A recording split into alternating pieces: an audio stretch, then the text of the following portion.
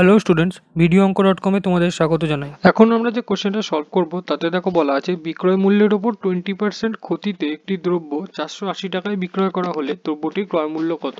তো বিক্রয় মূল্যের ওপর ক্ষতি বলা আছে 20% আর বিক্রয় মূল্য বলে দেওয়া আছে 480। তো 480 টাকার ওপর 20% ক্ষতি হয়েছে।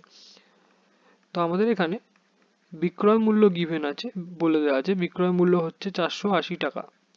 তো এর ওপর 20% ক্ষতি হলে আমাদের ক্ষতি কত হয়েছে, মানে ক্ষতি তো 20% হয়েছে, তাহলে ক্ষতির অ্যামাউন্টটা কত। 480 টাকার উপর 20% হলে ক্ষতি হয়েছে কত টাকার। ক্ষতি হয়েছে সমান সমান 480 ইন্টু 20/100 অর্থাৎ 96 টাকা। 96 টাকার ক্ষতি হয়েছে, আমাদের বার করতে হবে ক্রয় মূল্য। তো ক্রয় মূল্য মাইনাস বিক্রয় মূল্য, যখন বিক্রয় মূল্য থেকে ক্রয় মূল্য বেশি হয় তখনই আমাদের ক্ষতি হয়, মানে যা ক্রয় মূল্য তার চেয়ে কম দামে জিনিস বিক্রি হয়েছে।